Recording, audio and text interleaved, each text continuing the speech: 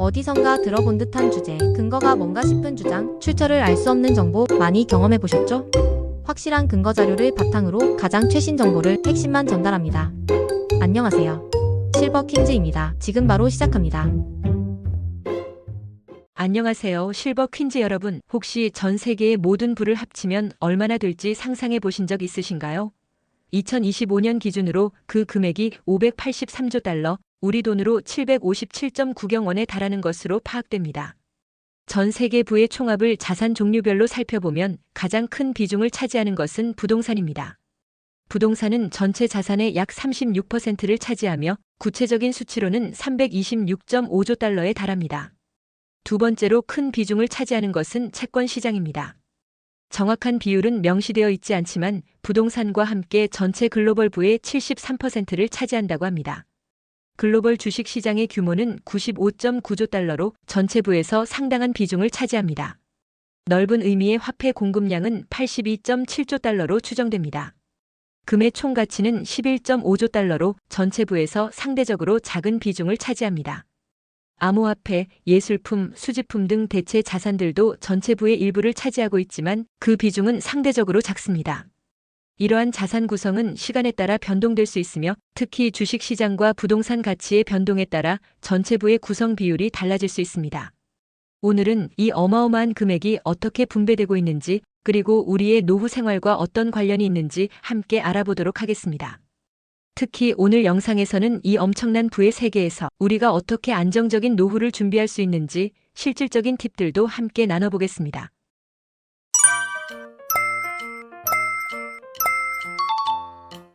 먼저 전 세계 부의 분배 구조에 대해 살펴보겠습니다. 현재 세계의 부는 극심한 불평등 구조를 보이고 있어요. 상위 1%가 전체 부의 45%를 차지하고 있는 반면 하위 50%는 고작 1.3%만을 보유하고 있습니다. 이런 상황에서 우리는 어떻게 자산을 관리하고 증식시켜야 할까요? 바로 여기서 자산 배분 전략의 중요성이 부각됩니다. 특히 주목할 만한 점은 초부자들의 부 증가 속도입니다. 2024년 한 해 동안 억만장자들의 자산은 무려 2조 달러, 즉 2,600조 원이나 증가했습니다. 이는 전년 대비 3배나 빠른 성장률이에요. 그 중에서도 테슬라와 스페이스X를 보유한 앨런 머스크가 4,339억 달러, 우리 돈으로 약 564조 원의 자산으로 1위를 차지했습니다. 다음으로 주목해야 할 트렌드는 세대 간 부의 이전입니다. 향후 20에서 25년 동안 무려 83.5조 달러, 108.5경 원에 달하는 자산이 베이비붐 세대에서 밀레니얼 세대와 Z세대로 이전될 예정이라고 합니다. 이는 우리에게 어떤 의미일까요? 바로 상속세 계획과 다중통화 포트폴리오 구성의 중요성을 시사합니다. 지역별 부의 분포도 흥미로운 변화를 보이고 있어요. 미국이 813명의 억만장자를 보유하며 1위를 차지하고 있지만 중국과 인도 등 아시아의 성장세가 두드러집니다. 전체 글로벌 부의 39%가 북미에 집중되어 있지만 신흥시장에서의 투자 기회도 계속 확대되고 있어요. 이는 우리가 투자 전략을 세울 때 글로벌 시장을 더욱 주의 깊게 살펴봐야 한다는 것을 의미합니다. 최근 가장 주목받는 트렌드 중 하나는 AI를 활용한 자산 관리 혁명입니다. 모건 스탠리의 리포트에 따르면 AI 기반의 초개인화 투자 솔루션이 부유층의 자산 증식에 활발히 활용되고 있다고 해요. 그리고 이제는 중산층도 로보 어드바이저를 통해 이런 첨단 기술의 혜택을 누릴 수 있게 되었습니다. 세제 개편과 국제적 협력 또한 우리의 자산 관리에 큰 영향을 미칠 수 있습니다. 예를 들어 영국 노동당 정부가 추진 중인 비거주자 세제 폐지나 G20 국가들의 초고소득층 공동과세 논의 등은 글로벌 세무 환경을 크게 변화시킬 수 있어요. 이런 변화는 우리의 자산 보호 전략에도 영향을 미치므로 주의 깊게 살펴봐야 합니다. 대체 투자 자산의 부상도 눈여겨볼 만한 트렌드입니다. 사모펀드와 인프라 투자가 안정적인 수익원으로 주목받고 있으며 비트코인, 이더리움 등 암호화폐 ETF도 본격화되고 있어요. 이는 우리에게 다양한 투자 옵션을 제공하지만 동시에 신중한 접근이 필요한 분야이기도 합니다. 글로벌 부는 계속해서 성장할 전망입니다. 2027년에는 629조 달러, 우리 돈으로 약 817.7경 원에 이를 것으로 예측되고 있어요. 특히 밀레니얼 세대의 ESG 투자 확대가 주요 성장 동력으로 분석되고 있습니다. 이는 우리도 투자 시 환경, 사회, 지배구조 등을 고려해야 한다는 것을 시사합니다. 하지만 이런 성장 전망 속에서도 우리는 글로벌 리스크 요인을 간과해서는 안 됩니다. 세계 경제 포럼은 지정학적 갈등과 기후변화를 최대 위험 요소로 지목했어요. 이는 우리가 다각화된 위기를 대비하여 자산 구성을 해야 한다는 것을 의미합니다. 그렇다면 이런 글로벌 트렌드를 바탕으로 우리 한국의 중장년층은 어떤 실천 전략을 세워야 할까요? 첫째, 글로벌 트렌드를 반영한 테크 주식 편입을 고려해 볼 수 있습니다. 예를 들어 AI 관련 기업이나 친환경 기술 기업들의 주식을 포트폴리오에 포함시키는 것이죠. 둘째, 세대 간 자산 이전 플랜을 수립해야 합니다. 앞서 말씀드린 대로 향후 20에서 25년간 엄청난 규모의 자산이 세대 간 이전될 예정이에요. 이를 대비해 효율적인 상속 계획을 세우는 것이 중요합니다. 셋째, AI 금융 툴을 적극 활용해 보세요. 예를 들어 국내 금융사들이 제공하는 로보 어드바이저 서비스를 이용해 보는 것도 좋은 방법입니다. 신한은행의 솔 로보 어드바이저나 KB국민은행의 KB 로보 어드바이저 등이 대표적이죠. 이제 국내외의 구체적인 사례를 통해 이런 전략들이 어떻게 실제로 적용되는지 자세히 살펴보겠습니다. 첫 번째 키워드는 AI 자산관리 혁명입니다. 서울 강남 58세 김미영 씨는 KB증권 AI 로보 어드바이저를 통해 1년 만에 7.5% 수익률을 달성했는데요. 그 비결은 바로 글로벌 ESG 기업과 반도체 테마주에 집중 투자한 것입니다. 미국의 경우 모건 스탠리가 개발한 알파 제네레이터 AI 시스템이 2024년 기준 12.3%의 평균 수익률을 기록하며 화제가 되었죠. 이 시스템은 실시간으로 132개국 경제 지표를 분석해 최적의 투자 조합을 추천한다고 합니다. 두 번째로 주목할 점은 삼중 통화 포트폴리오 전략입니다.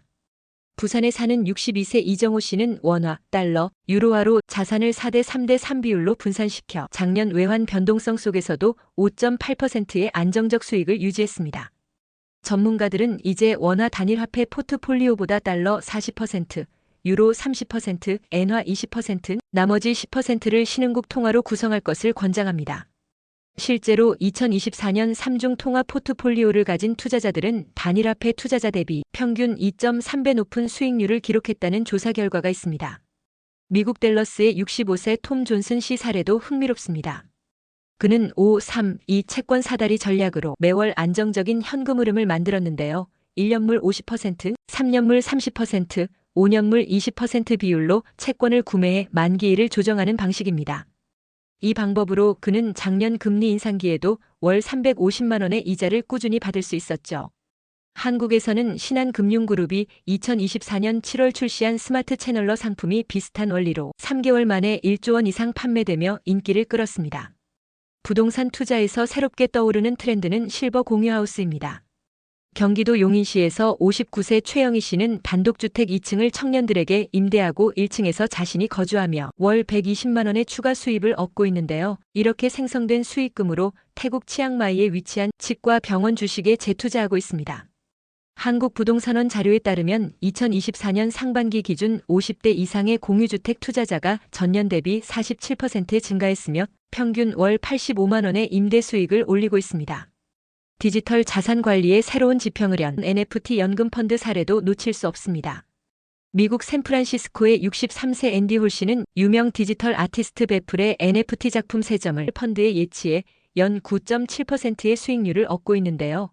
이 펀드는 NFT를 담보로 대출금리와 전시료 수입을 조합해 운용됩니다. 국내에서는 NH투자증권이 2024년 11월 국내 최초로 K-팝 스타와 협업한 NFT 연금 상품을 출시하며 주목받았습니다. 일본 오사카에서 성공한 은퇴 후 이모작 창업 사례도 눈여겨볼 만합니다.